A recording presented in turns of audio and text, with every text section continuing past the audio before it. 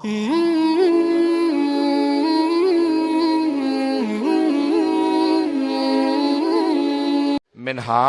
मेरे एक दिन में 18 यूसुफ मारे गए। मिनहाल तो कहता है मैं रोता क्यों हूं? मिनहाल तूने मेरे साथ इंसाफ नहीं किया। तो मिनहाल भी रोने लगे। इमाम के शागिर्द थे। फिर एक मर्तबा मिनहाल ने कहा मौला, लेकिन शहादत तो आपकी मीरास है। कहा मिनहाल तूने सही कहा, शहादत हमारी मीरास है, लेकिन मिनहाल माओ बहनों के साथ, फुफ्फियों के साथ कूफा और शाम के बाजारों में जाना, क्या ये भी हमारी मीरास है? मिनहाल, बहनों के साथ बाजारों में जाना ये हमारी मीरास नहीं है। अजरकुम अल्लाह, अजरकुम अल्लाह। कोई बुखल ना करे। आज ताबूत बरामद होगा, लेकिन जब आप ताबूत की जियारत करेंगे तो कोई आपको ताजियाने नहीं मारेगा। एक ऐसे इमाम हैं, जब भी वो रोते थे उनके पुष्प पे दुर्रे मारे जाते थे।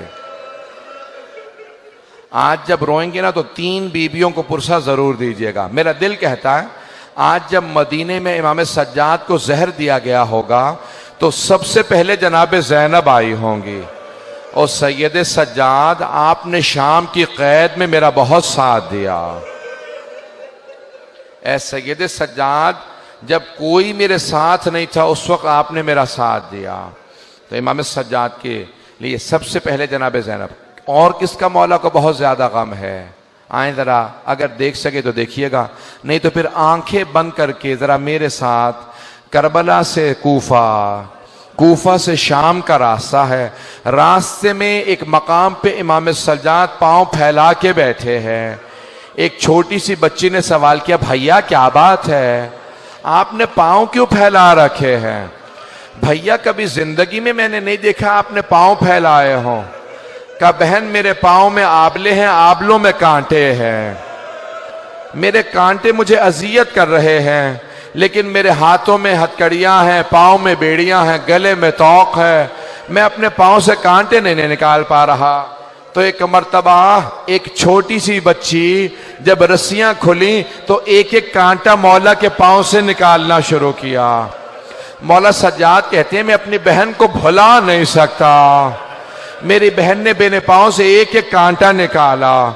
मेरे पांव में कांटे थे, मेरी बहन ने कांटे निकाले, लेकिन मेरी बहन से कोई पूछने वाला नहीं था, बीबी आपके भी तो पांव में कांटे लगे हैं, कोई आपके पांव से कांटे निकाल दे।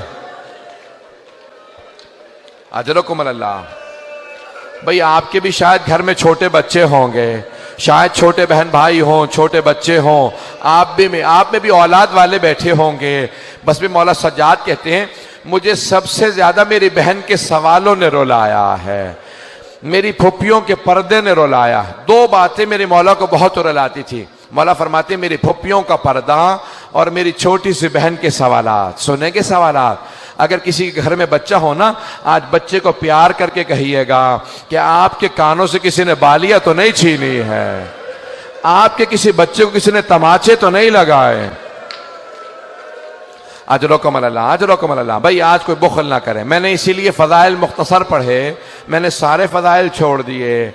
बस भी सुनेंगे।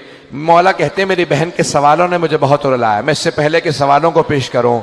जानते हैं जब किसी एक मौला के शिया ने दावत दी का मौला मेरे भाई की शादी है, कुछ देर के लिए शादी में आ जाएं। मौला तड़पने लगे। कहा मैं करबला के बाद से शादियों में नहीं जाता। कहा मौला मेरी बड़ी हसरत है आप कुछ देर के लिए शादी में आ जाएं। मौला ने कहा अच्छा एक शर्त पे आऊंगा। कहा मौला क्या शर्त है? कहा कुछ देर के लिए मेरे भाई अली अकबर के मसाए पढ़ लेना। अगर अली अकबर के मसाए पढ़ोगे ना मैं तुम्हारे भाई की शादी में आ जाऊंगा।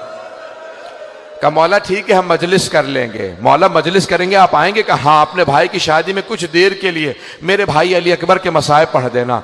जब वो मसाए पढ़ने लगा ना, शादी थी, मसाए पढ़ने लगा, मौला ने एक मर्तबा आवाज दे के कहा जरा चराग गुल कर दे।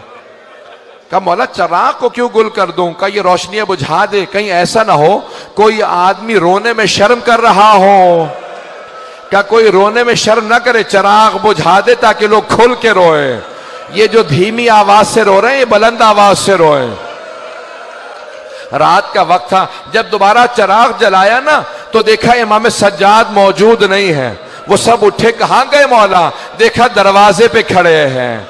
कहा मौला दरवाजे पे क्यों खड़े हैं? कहा अब तक ये तेरे मेहमान थे, अब ये मेरे मेहमान हैं। कहा ये मेरे भाई की अज़ादारी में आए हैं, इन सबको मैं खुद विदा करूंगा, अब ये मेरे मेहमान हैं। भाई आज इमाम सज्जाद का पुरसा दे रहे हैं, मैं अपनी बहनों से कहूंगा तलाश कीजिएगा कोई जनाब सकीना ना आई हो, शायद किसी बीबी के पहलू में कोई बच्ची बैठी हो जो भाई का पुरसा लेने आई हो।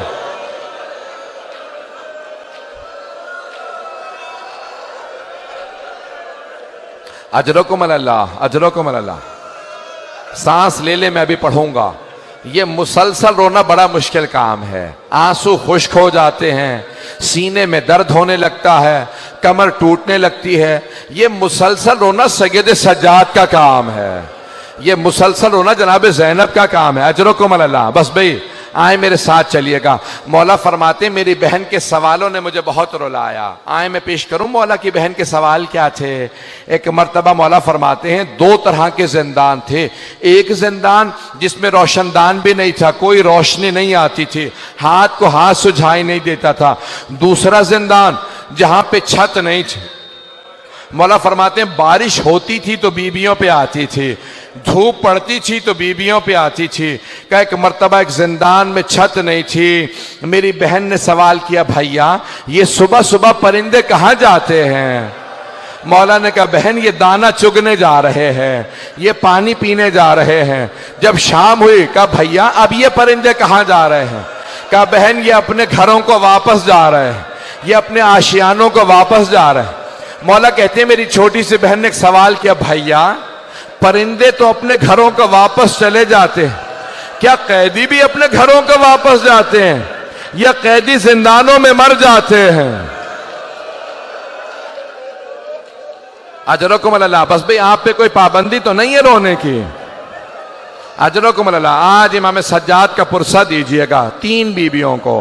पहली जनाब ज़ैनब कुबरा बीबी आपको आपके भतीजे का पुरसा देने आए। दूसरी जनाब सकीना, तीसरी जनाब सैयदा। मैं आज कह रहा था चार ताबूत ऐसे हैं जो बड़े ही मजलूम ताबूत हैं। पहला जनाब फातिमा तो ज़हरा का ताबूत है, सिर्फ 14 अफराद थे ताबूत में, सिर्फ 14 अफराद थे। दूसरा जनाब सकीना का ताबूत है। कभी जिंदानों में आपने कब्रें बनती नहीं देखी होंगी, ये ऐसा है ताबूत के जिंदान में कब्र बनी है।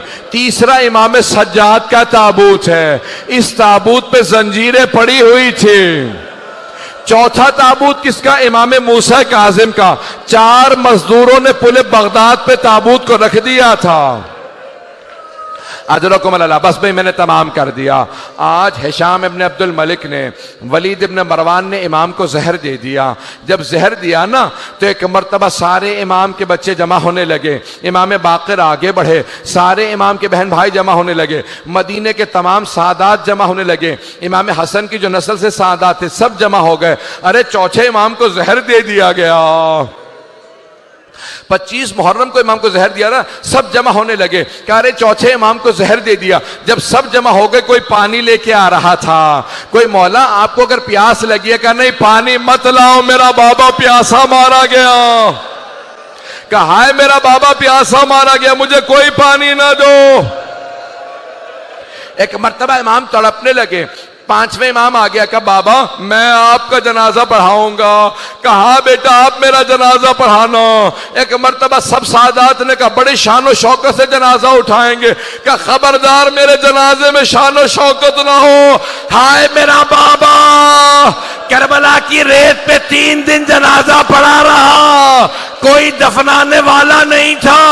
मेरे बाबा के लाशे पे घोड़े दौड़ा दिए।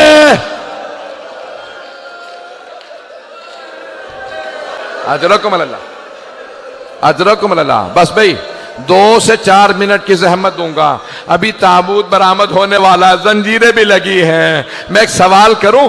12वें इमाम कहते हैं मेरा सलाम हो मेरे उस जद पे जिसके गोश्त को जंजीरें खा गई। जब एक मर्तबा खारदार तौक उतारा ना तो पूछा मौला ये निशान कैसे हैं? का इस तौक के निशान है, मैंने सारे मसाइब छोड़ दिए, बस भाई 2 से 4 मिनट की, अगर सब मुझे देख सकें। 3 ऐसी हस्तियां हैं जो जब गुस्ल दे रहे थे गुस्ल छोड़ के रोने लगे। पहले अली इब्न अबी तालिब हैं, जब जनाब सैयदा को रात की तारीकी में गुस्ल दे रहे थे, कहा सैयदा अपने हाथ को हटाएं।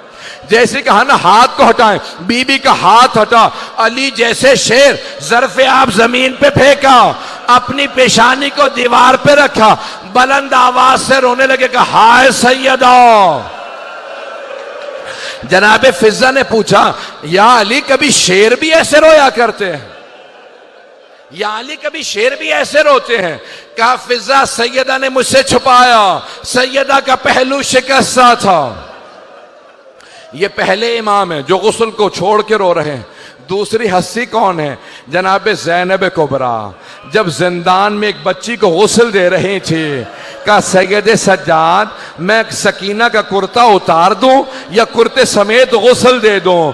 का फूफी अम्मा कुर्ता मत उतारिएगा। का बेटा क्यों ना कुर्ता उतारूं? का फूफी अम्मा मेरी बहन के जिस्म पे इतने जख्म हैं, अगर आप कुर्ता उतारेंगी जख्मों से खून जारी हो जाएगा। बस भाई अब लोग बर्दाश्त नहीं कर रहे।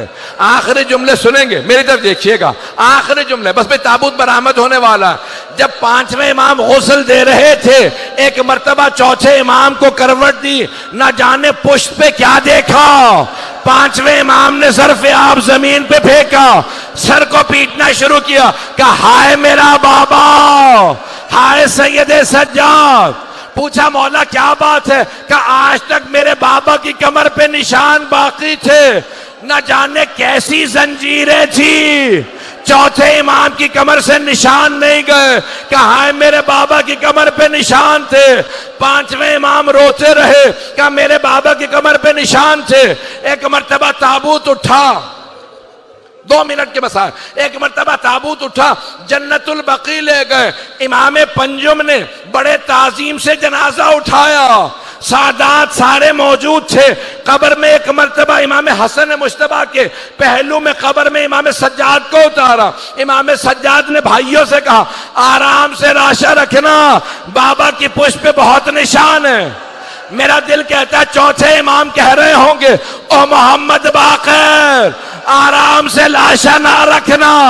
जब मैंने अपने बाबा को कब्र में उतारा, मेरी दादी जहरा खड़ी थी, कहती थी सज्जाद आराम से लाशा लो, मेरा हुसैन जख्मों से चूर चूर है।